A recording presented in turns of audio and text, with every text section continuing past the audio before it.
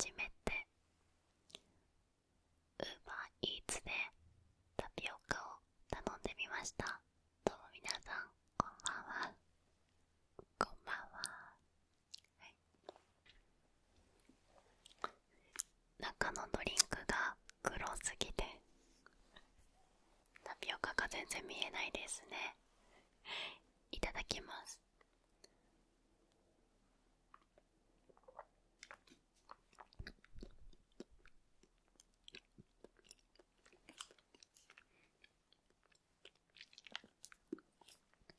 おいしい。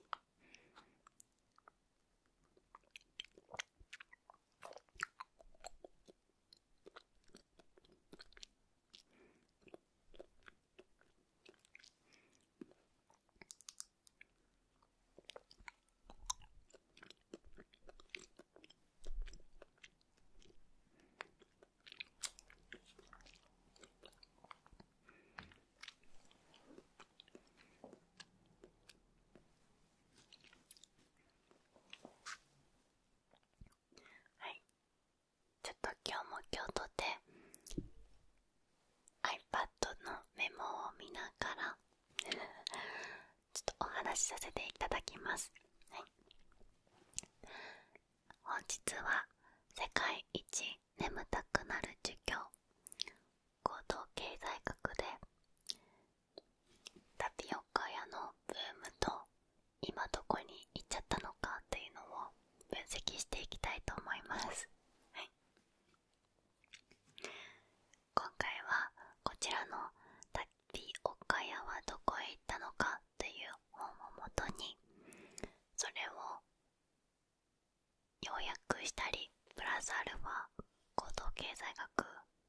で自分で学んだことを付け足していきたいと思います。はい、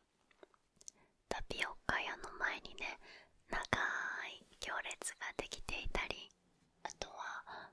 タピルという言葉が2019年の流行語大賞のトップ10にランクインするなど一大ブームとなった時代がありましたね。でも気づけばその一大ブームが起きている時代に比べると街中でタピオカ屋を見かける機会は少なくなったんじゃないかなと思います。今回はなぜタピオカ屋があんなにも流行ったのかということと、そのタピオカ屋は今どこに行っているのかっていうのを経済学の観点から見ていきたいと思います。ちなみにですね、このタピオカブームは3回目だったらしいです。1回目は1992年でアジア料理のデザートとして白いタピオカが入ったココナッツミルクが流行したらしいです。で、2回目が2008年、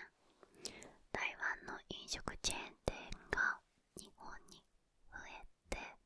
タピオカミルクティーが流行りました。で、この時にタピオカが白から黒になって直近のブームの原型ができたそうです。ではここからタピオカが流行った理由を見ていきます。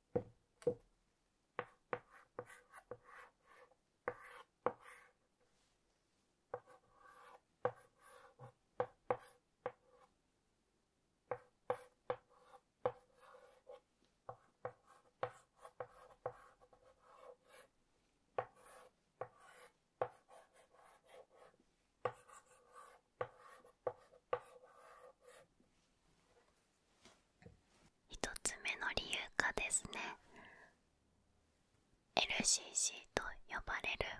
格安航空会社、この格安航空会社の広まりがあります。2012年以降、格安航空会社の利用が一般的に普及し、海外へのアクセスが安価になりました。するとですね、片道3から4時間くらいで行けちゃう近場の台湾旅行が人気になったことで、本場のタピオカミルクティーの人気が再熱したらしいです。はい、では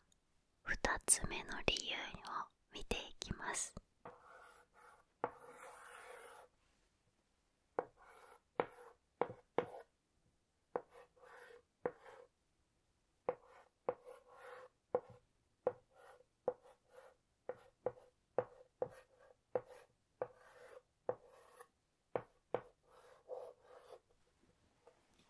インスタ映えの文化ですね。タピルという言葉が流行語にランクインする前の年の2017年に、インスタ映えという言葉が年間大賞に選ばれています。つまりですね、インスタの文化がベースで出来上がった後に、タピオカミルクティーが映えフードとしてマッチしたので、写真を撮って投稿する若者のアイテムとしても人気になっていきました。で、ここからわかることは、タピオカの消費は物消費ではなくこと消費に変化したんですね。ちょっと重要なキーワードなので書きますね。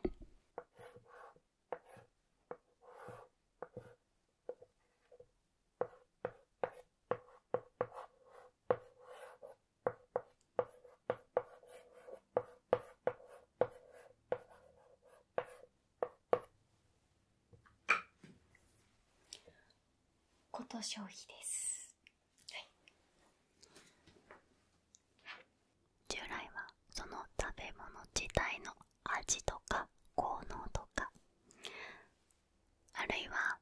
製品の機能性とか、そのもの自体が重視されてきました。ただ昨今では、その商品を買うことで得られる形のない価値が重視されるようになってきました。タピオカミルクティーの美味しさももちろん人気の理由だったのかもしれませんが、それ以上に長い行列に友達と一緒に食べりながら並んでタピオカを買って映える写真を撮り、それをインスタに上げ、また友達と盛り上がる、その一連の体験こそがタピオカミルクティーの価値だったと言えるわけですね。こと消費の観点で言うと、人とご飯に行くときって、なんか極論その店の料理があまり美味しくなくてもまあ問題ないかなと思っちゃいます。その料理は人とのコミュニケーションの一要素であって、このお店の雰囲気とか居心地の良さとか、そういう全体を通してその人と楽しく過ごすという体験ができれば、お店に対しても大満足だなと思います。ではここまでタピオカ屋が流行った理由を簡単に見てきたんですけれども、ここからじゃあそのブームが過ぎ去った今、タピオカ屋はどこに行ったのかというのを経営視点で見ていきたいと思います。多くのタピオカ屋の経営の特徴っていうのが、少子業にかかるコストを徹底的に安く抑えているんですね。そしてブームが過ぎ去ったら次の事業に乗り換えるという柔軟性や俊敏性を持っておくことで時代の変化に対応する体制を整えています。ちなみに今回頼んだこれは、ゴンチャなんですけれども、こういったチェーン店、有名なチェーン店は今でも結構見かけますが、ブームの時によく見かけた街中の道にいる屋台のようなタピオカ屋さんっていうのはあんまりもう見かけないですよね。そういった小さなお店は今では唐揚げ屋さんになったりとか、割とその店になったりとか、焼き芋専門店みたいなものに移り変わっています。つまり小さな規模感で初期費用を徹底的に抑えて短期で利益を回収し、ブームが去ったらすぐに見切りをつけて新しい事業に乗り換える。でそのサイクルを循環させれば一発屋みたいな販売店にはならず安定した経営ができるということですね。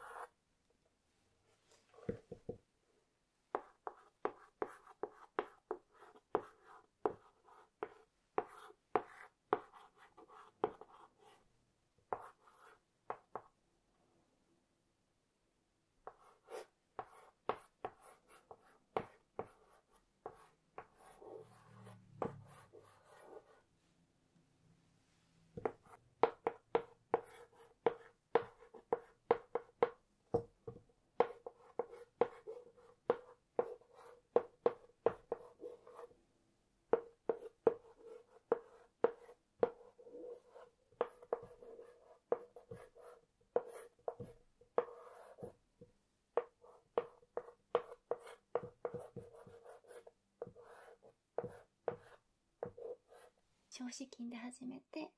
初期費用をちっちゃくして利益を回収し、ブームが去ったら次の事業へ行くということですね。だからもうタピオカ屋をやっていた方々が完全にもう撤退しているわけではなく、形を変えて今でも違うものを売っていたりするということですね。これちなみに余談なんですけど、そのタピオカ飲んだこと片手で数えるくらいですけど、あるし、唐揚げとかも屋台の唐揚げとかも商店街とかで買ったことあるし、なんやかんやどれも一度は買ったことあるんですけど、マリトッツォだけは買わないままブームが過ぎ去ってしまいましたね。あれ美味しいですか？ただ今食生活健康ブームがルナシの中で来てるので、マジでマリトッツォを一生食べないまま終わっちゃう気がする。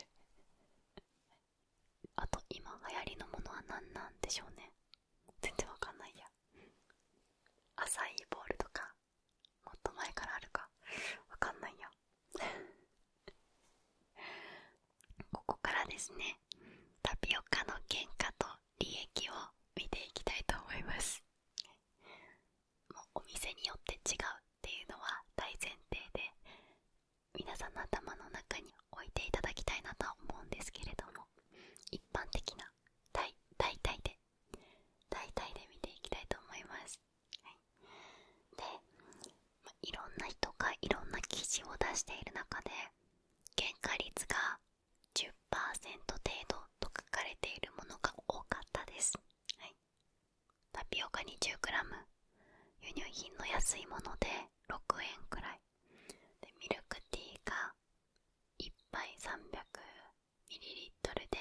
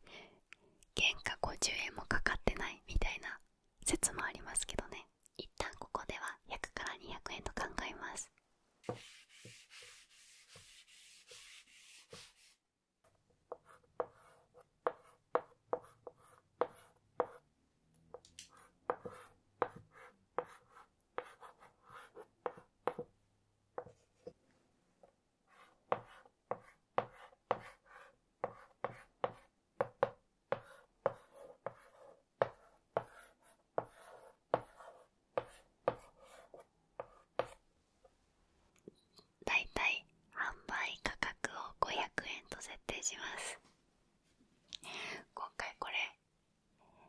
氷なしにしたりとかいろいろオプションつけたんで800円くらいになりましたけど、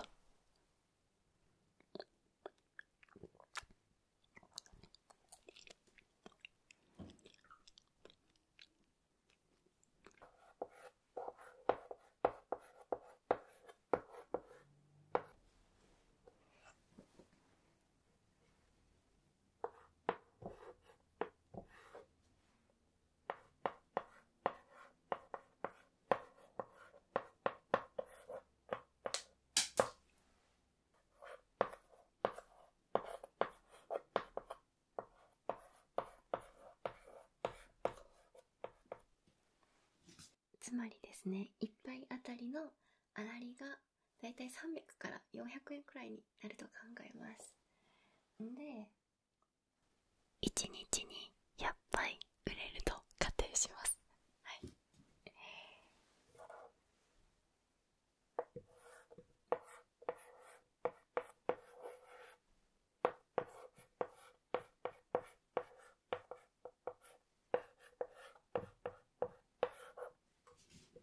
まあ、これで考えるか。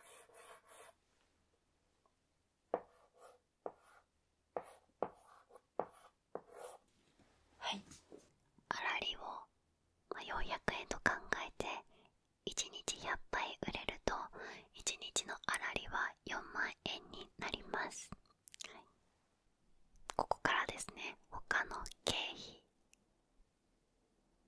を考えて1ヶ月の売り上げを見ていきます。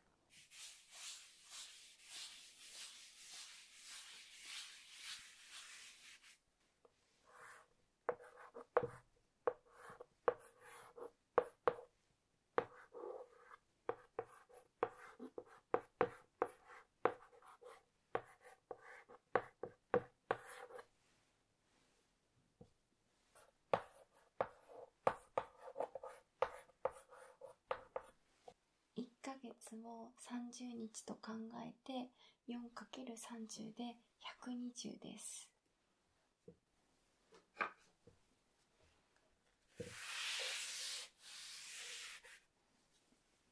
その他の経費、まずは店舗の家賃、賃料ですねを15万円と考えます。調理設備やレジなどのレンタル料を6万円、アルバイトの人件費を40万円、水道光熱費を8万円、その他の消耗品を6万円で考えると合計経費が75万円になります。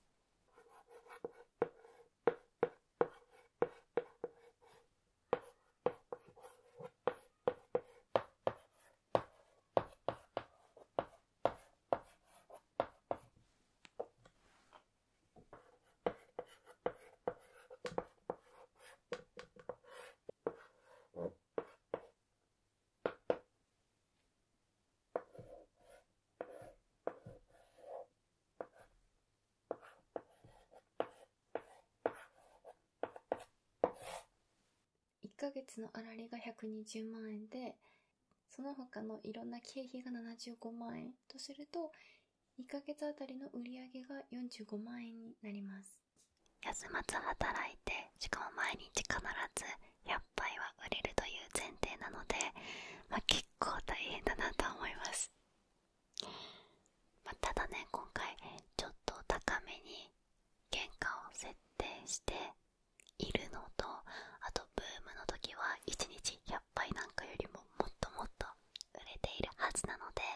やはりブームの時を狙ってピンポイントでその売れているものを売ると一気に利益回収はできるなと思います。はい。でもね、タピオカに限らず飲食店の経営は本当に大変だろうなと思います。はい、ちょっと余談なんですけど、個人的にタピオカに関して興味深いなと思うのが、どれだけブームが来たとしてもスタバはね、一切タピオカに手を出してな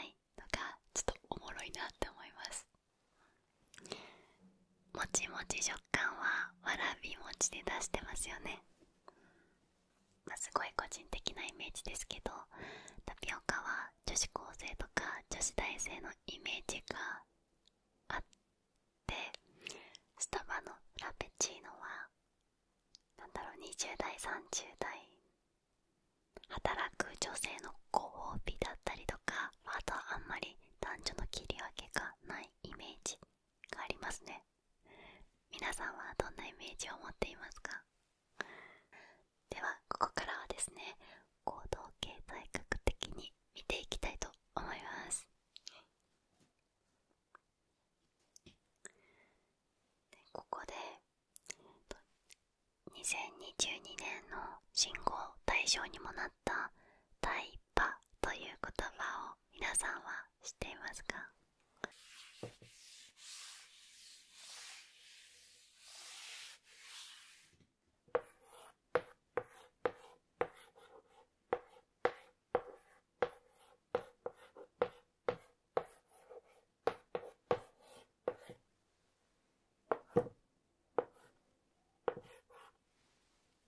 タイムパフォーマンスを略してタイパですね。これはですね、費やした時間に対して得られた効果の大きさを表す言葉です。タイパがいいということは、短い時間ですごく満足のいくものを得られた状態ということです。ショート動画が流行ったり、映画や本の要約動画が出回るなど、いかに短い時間でたくさんのコンテンツを消費できるかというのが重視されている時代ですよね。仕事においても隙間時間や休日にできる副業をする人が当たり前になってきたり、あとはタイミーに代表されるような隙間時間に少しだけ入れるアルバイトも主流になってきました。飲食業界においてはサクッと寄って飲める立ち飲み屋が繁盛傾向にあるようです。短時間で楽しめるし、短時間だからこそ友達を誘いやすいなどの理由があります。同じようにタピオカもランチとか夕飯に誘うよりはタピオカのミニコの方がサクッといけで誘いやすいですし、満足度も高いから、いわゆるタイパのいい商品の分類になるんじゃないかなと思います。でこのようにタイパのいいコンテンツが溢れてくると、日頃からいかに効率よく過ごせるかというのを無意識のうちにでも重視するような行動になるのかなと思います。ではなぜ人はタイパを求めるのでしょうか？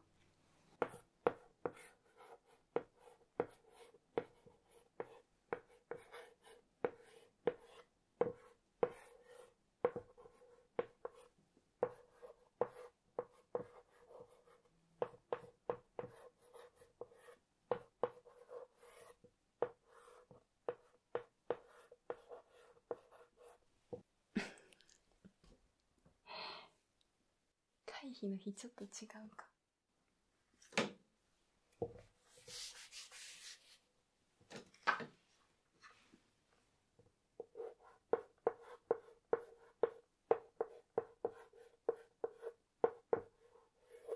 行動経済学の中に損失回避性という言葉があります。はい、これは人は何かを得ることよりも失うことに敏感であるという性質です。24時間という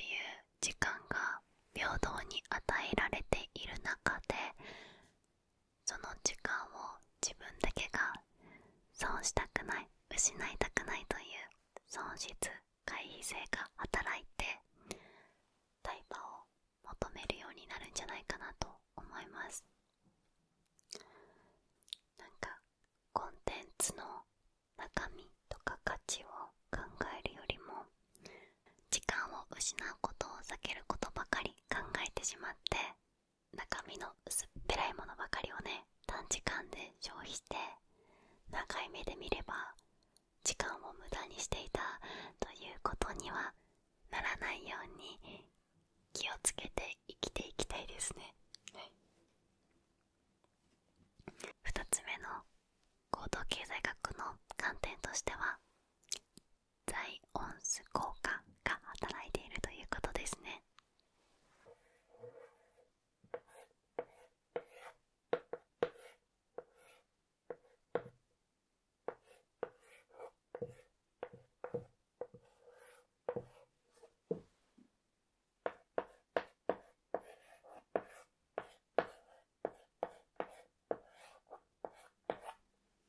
ザイオンス効果です。これはですね、人は繰り返し接する人や物に愛着を感じるという効果です。タピオカが流行った時、インスタでたくさん投稿されることで、タピオカを飲んだことない人でも繰り返し目に入る機会がありました。そのように繰り返し見ることで、印象や好感度が高まったり、関心度合いも高まっていきます。こういったザイオンス効果も相まって、あれだけ大きな社会現象としてブームが起きたのかなと思います。で、このザイオンス効果を利用しているのがヤクルトレディだと本書には書かれています。ヤクルトレディは繰り返し訪問販売することで、契約者の信頼度や満足度を高めているそうです。何かを売るときって営業で考えると、その営業トークスキルとかお話を聞く技術とか、いろんなスキルが求められるとは言いますけど、とりあえず何回も会うことだけでもザイオンス効果が働くそうですね。ということで、今回はですね、タピオカ屋が流行った理由を2つ見てきました。航空会社の始まりと広まりや、インスタ映え文化とのマッチングでブームが起きました。で、そこからブームが過ぎ去った後、タピオカ屋はどこへ行ったのかというと、正直小スペースという柔軟性、俊敏性を生かして次の新しい流行りのものに転換していっているということでした。で、その後タピオカの原価や売り上げを見ていき、最後に行動経済学の観点から損失回避性とザイオンス効果を学んでいきました。今回参考にさせていただいたこちらの本はですね、このタイトルにあるタピオカについて書かれている部分って初めの数十ページだけなんですよ。ほんの少しなんですよ。で、他にもラーメン屋はなぜ麺の硬さが選べるのかとか、1000円カット店はどうやって利益を出しているのかなど、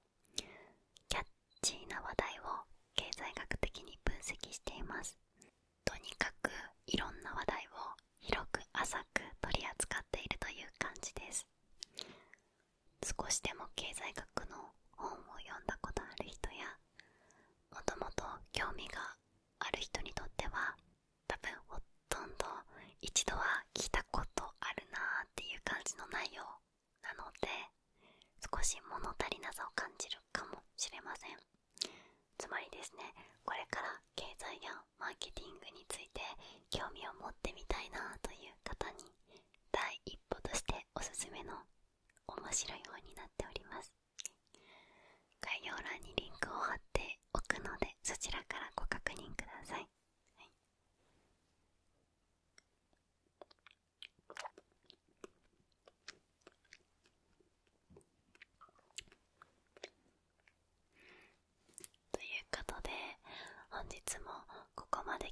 ださって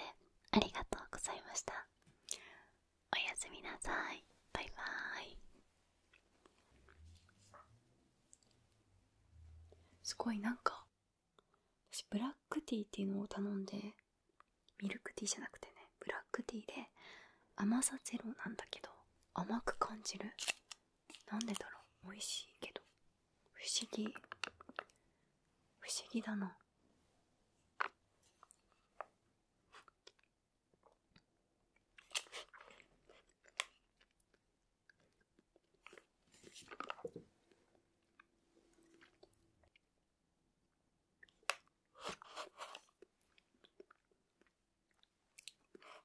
こうやって後ろ向いちゃうとウィッグであることがバレそう。ウィッグどう見えてんだ